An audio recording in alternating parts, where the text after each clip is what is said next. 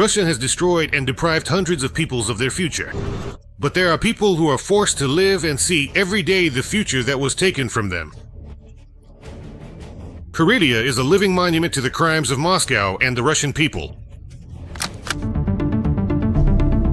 I just can't believe that such huge amounts of money for resettlement have been stolen. See, everything is so springy here.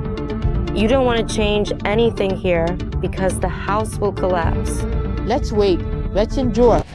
Living in a dump right next to your historical homeland, Finland, is truly cruel because the standard of living in Suomi is one of the very highest in the entire world, indeed. And the standard of living in occupied Karelia is one of the lowest in Russia. The many diverse facets of life within the Republic are clearly reflected in the very high level of poverty. Indeed, 16% of all residents currently live with incomes below the subsistence minimum. It's almost indecent to even compare life in Finland and Russia. This is the part of Karelia that Moscow failed to capture. Just a few hours by bus, minibus, or train, and you're in Europe. I'll admit, I used to be a frequent visitor to these places myself. Many people from St. Petersburg would go to Umatra as if it were a huge shopping mall, just to shop.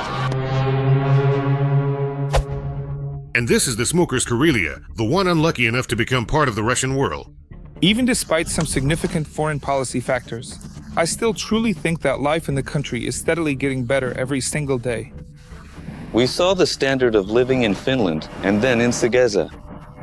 I think everyone would sign up for it. Everyone would rather go live somewhere clean than live in a dump. A little later, this same person admitted that the only way to survive is to go to the special military operation.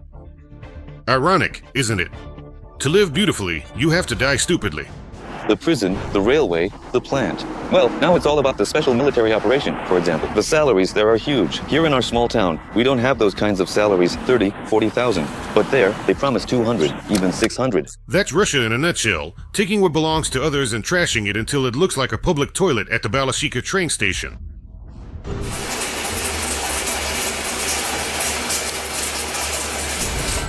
The people of Karelia have nothing to do with Russians or Russia. For centuries, Pomers, Vepsians, Karelians, and other Finno-Ugric peoples have lived on their own land there. They have their own languages, their own culture, and a completely different mentality. These differences have always seriously annoyed and at the same time scared the Russian occupiers. We have many peoples who have lived on the territory of the Russian Federation. The traces of some peoples remain, some are already gone, and so on. The aggression of Muscovy against the peaceful region of Karelia began in the early 15th century, when the mentally ill child murderer and truly perverted Ivan the Terrible brutally seized the prosperous Novgorod Republic and plunged this entire region into a Muscovite hell. Barbarism officially became part of the lives of the northern peoples. Terrible, just terrible. It's the plant hydrogen sulfide. And so much filth. They promised they would install filters. They reported that they had been installed, but the filth. I mean, I sit in my office with the window open. In the morning, it feels like someone dumped ashes everywhere.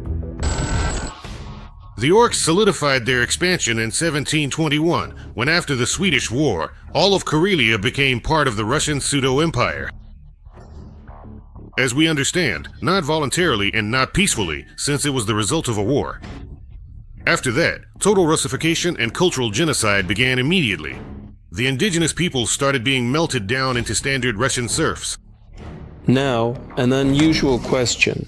What happened to the Chud people? They assimilated. After the collapse of Muscovy, with the arrival of the Bolsheviks, the situation only got worse. The Red terrorists began mass dekulakization. And since in Karelia most of the peasants were successful farmers, almost everyone was dekulakized. Of course, this was followed by famine.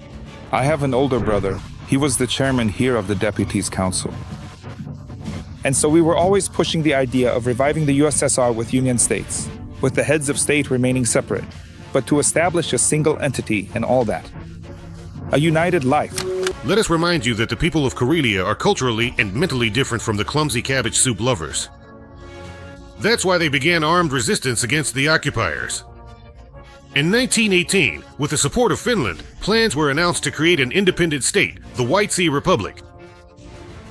In 1919, the local residents formed self-defense units and established local self-government. A provisional government was created. In 1920, Karelia declared its independence. The Karelians did not accept the Soviet occupation and, with the support of friendly Finland, announced the creation of their own independent state, White Sea Karelia. Unfortunately, the Communist Army was incomparably larger, and they quickly seized the newly formed state by force. But in 1921, another popular anti-Bolshevik uprising broke out, and the Karelian Liberation Army was formed. The only option left was a military one, or rather, a military political one, so to speak. All the more so because Karelia has both historical prerequisites and historical grounds for this. Karelia even applied to the League of Nations and, until 1926, had representation there. But the League of Nations, just like the UN, was an impotent organization where, at best, you could only compare top hats. The uprising in Karelia was brutally suppressed. Thousands of people were repressed and killed. 13,000 people were forced to flee their homes. And on the seized, scorched land, Moscow built the Gulag. Karelia was turned into a giant prison, with the first inmates being the Karelians themselves. After the Bolsheviks came to power, most of the peasants in Karelia were classified as kulaks. The so-called dekulakization was carried out, confiscation of property and persecution of the national intelligentsia.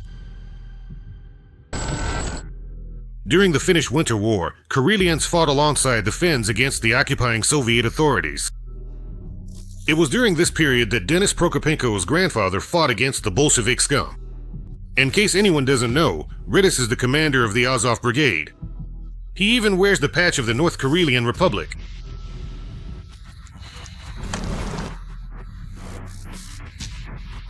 The war against the Moscow occupiers spans generations and unites different peoples. Over the past 100 years, Ukrainians and Finno-Ugric peoples have given a masterclass in disposing of imperialists, chauvinists, vatniks, and maniacs in bast shoes. And we have wild losses. We have meat grinder assaults. They throw people like Ernest, and en masse.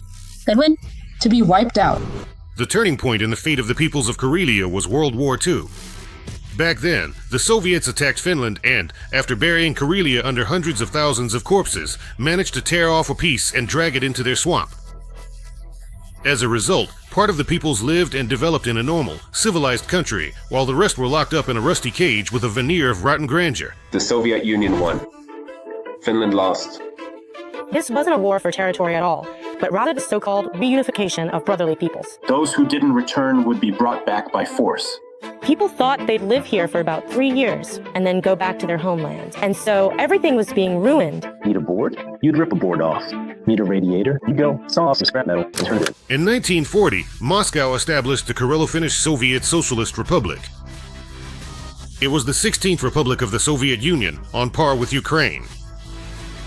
But in the 1950s, due to strong anti-Soviet sentiment among the locals, it was stripped of its republic status and downgraded to an autonomous region. Thus, they took away the rebellious region's right to secede from the USSR. By the way, this is a little reminder for those hardcore imperialists who are convinced that the collapse of the Soviet Union was illegal. Ukraine, like any other Soviet republic, had the right to leave the USSR since Ukraine was one of its founders. Now that's a plot twist. When the Soviet Union started falling apart like a rotten shed at the end of the 80s due to poverty, and the KGB got into racketeering markets, the national movement in Karelia became more active. Once again, there were calls to restore the status of a republic in order to have the right to secede. Karelia began negotiations about joining the Republic of Finland. In 1990, the Declaration of Sovereignty of the Republic of Karelia was adopted. In 1993, the Karelian Congress was formed.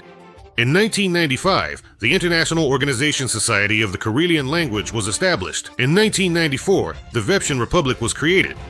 Throughout the 90s, there was a rise in national self-awareness and self-identification among Karelians.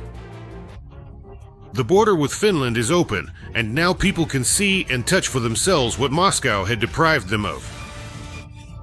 Fewer people want to remain so-called Russians. Interestingly, it turns out, or I don't even know how to precisely articulate it, to comprehensively define it, but many people, in fact, quite frequently emigrate. That is to say, they permanently depart from their home country and settle elsewhere. And this is the main question they face.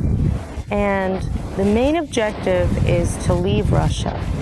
But with Putin's arrival, all freedoms are being rolled back. The destruction of regional self-government begins, and there is a crackdown on supporters of independence. The pale cigarette but cranked up the repressive machine to the max and started wiping out national movements in Karelia. Attacking Ukraine, Russia was making the same arguments, saying that Ukrainians don't exist. This is a made-up people who have neither their own language nor their own heritage. If you start calling yourself not just a Russian, but perhaps a Pomer or even a Karelian, then maybe you'll truly want to study your very own language, right? Maybe you'll also want to demand political rights as well, too.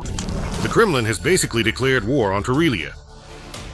Activists were either purged or forced to leave.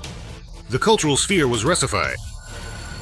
The State Duma passed a law that made national languages non-mandatory for education. So, in effect, they're being pushed out of the school curriculum. In universities, teaching in local languages was eliminated altogether. The Russian Federation decided to classify national languages, the languages of indigenous peoples, as non-mandatory, to exclude them from national schools. Teaching in higher education institutions in the Karelian language dialects was completely abolished. So, in this way, by relegating it to the status of an elective, you can attend or not, but you'll communicate in Russian. Right now, there is a sharp decline in the number of indigenous peoples and speakers of the Karelian languages. The population of Karelia has dropped to the level it was at after World War II. It's telling that it was precisely during Putin's rule that Karelia lost 100,000 residents, and now people are still being thrown into the furnace of war. Some places say one thing, somewhere else they write something completely different. So you just don't know what's true and what's a lie. We had 3 or 4 people from Sugeza killed. It's a pity, a real pity. If this isn't genocide against the peoples of Karelia, then Putin isn't a war criminal. Whoever calls names, that's what they are themselves. As a result of such cannibalistic policies, the national movement in Karelia, just like in other regions, was crushed.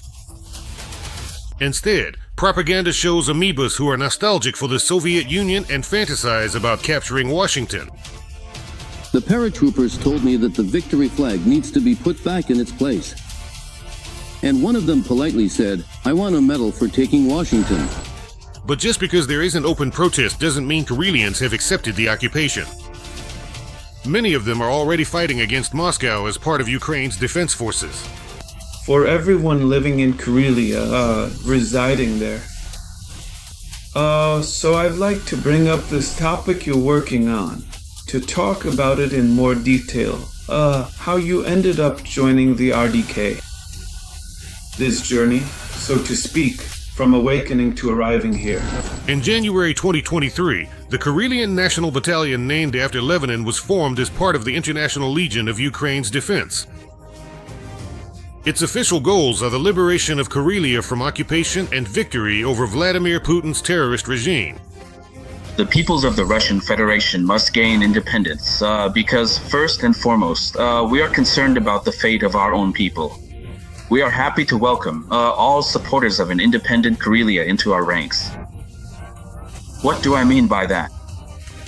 We welcome our Pomer brothers, we welcome our Vepsian brothers, and our Ingrian Finnish brothers. Karelia will definitely be free, because it's impossible to keep these peoples captive for long. The Spasskaya Tower will be torn down.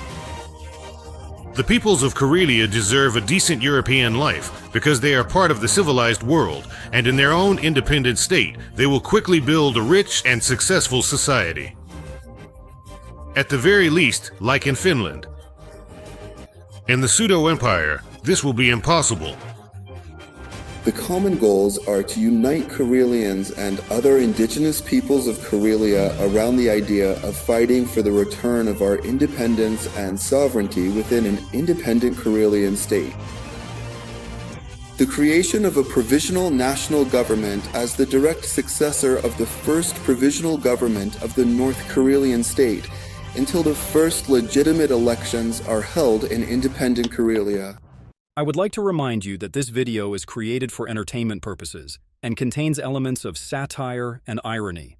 All facts and events are presented in a hyperbolized or exaggerated form to convey a comedic or dramatic effect. Our goal is not to mislead, but to highlight humor. Please take it with a smile.